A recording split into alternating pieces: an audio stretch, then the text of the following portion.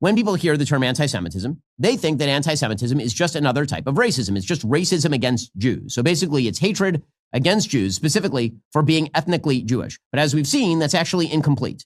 Hey guys, it is David Konnikov. I'm here in Long Island, New York, and I just saw this clip of Ben Shapiro breaking down anti-Semitism and why it is different than other hatreds. And he is commenting, obviously, on the terrible, terrible, tragic murders in cold blood of the two Israeli embassy officials, Yaron and Sarah. Yaron Lashinsky, and I forgot her last name, but I know her first name is Sarah.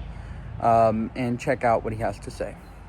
When people hear the term anti-Semitism, they think that anti-Semitism is just another type of racism. It's just racism against Jews. So basically, it's hatred against Jews, specifically for being ethnically Jewish. But as we've seen, that's actually incomplete. Because you can claim all of the things anti-Semites actually claim. Right? Jews are cliquish or globalists or at the same time both or whatever, without technically hating Jews. And that's the game that is being played right now. This is why you see people who fall under an actual real definition of anti-Semitism, as I've laid it out, who get away with saying that they're fighting anti-Semitism. Right? You hear Ilhan Omar will say this sort of thing. Right? So these overbroad terms used by politicians actually become counterproductive. So, for example, you can say that Israel is the font-head of all evil without technically hating Jews. You could say that, right? You can even say you have a Jewish friend. That might not really be true, but you can say it, or you can find some Jewish person who actually has no connection with Judaism, and that person can be your stand-in. And this is the excuse that you'll hear from many of the people who say just this kind of stuff. And here's the problem with what Muriel Bowser and AOC and all these people are saying. It leaves open the possibility that so long as you talk about hatred of Israel and that results in people getting killed, it's totally fine. And that's the cover that many people who actually do hate Jews use, because it is in fact an easy cover. Say, oh, it's not about hatred of Jews. It's not about anti-Semitism. It's just about hatred of Israel. That's the game. So instead of focusing on whether people are doing and saying things because they hate Jews, what they feel inside, here's what we should do. We should instead have this conversation in the context of lies. We should be condemning lies. Now, it is quite possible that many of the lies that you're hearing, Israel's committing a genocide, are rooted in actual hatred of Jews. Or maybe it's rooted in some other philosophy. In some cases, we can probably read what people feel on their insides, but sometimes that's not the case, and often it's not even useful.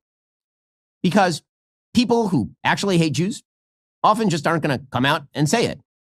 And there's some who will. I point to Nick Fuentes for honesty, but most people don't actually say it, or Kanye West. At least they're honest.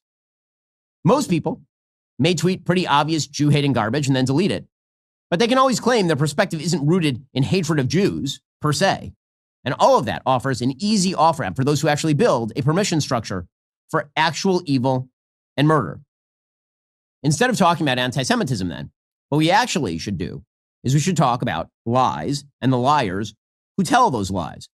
Like, for example, it is a lie, as we discussed yesterday on the show, that Israel is committing a genocide in Gaza. It is just a lie. There's not only no data to back it, there's significant data to disprove it. Now, maybe some people are too ignorant to know that it's a lie, and they're just repeating what they hear. Maybe they're just using the word genocide as a stand-in for bad thing. Or maybe they're just dumb. But for those who do know, it's a lie. It was a lie that the Palestinian cause is about a two-state solution. That's always been a lie. The Palestinians will tell you it's a lie. Now, again, maybe some people who are pushing it are too ignorant or hopeful to know that it's a lie, but it is a lie. And lies are bad. And the more they are told, the more dangerous they become. And that's why I think it's actually kind of useless at this point for politicians to talk about anti-Semitism and never the actual lies that matter.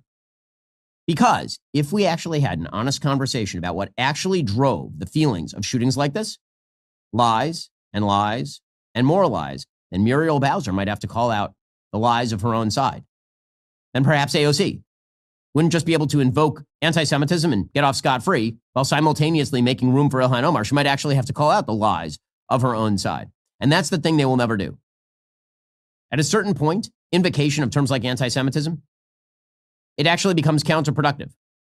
Because, again, if that doesn't do the job of stopping people from lying about Jews, then what exactly is the point of the thing?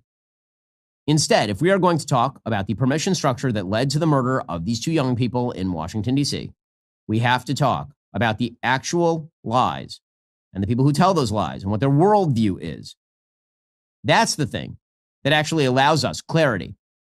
That allows us to see who is pushing what and why. And again, that's not me saying that none of the people who are pushing the lies hate Jews. Many of them, I'm sure, are not particularly fond of Jews or Judaism or anything like it. But it's a lot easier and more specific and more clarifying and more useful to talk about the lies themselves as opposed to a term like anti-Semitism, which again, at this point in time has now become so semantically overloaded that people are able to escape the implications of their own lies. Great job by Ben Shapiro there. I really thought that clip was very insightful. And one other thing that, I should bring up here is that our channel just got demonetized.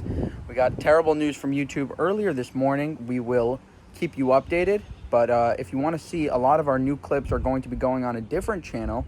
And I'll leave that right here. Check it out. I'll also leave it in the description below. As well as you can go to buymeacoffee.com/Jewish Uncensored to support us. Thank you for watching and have a good one.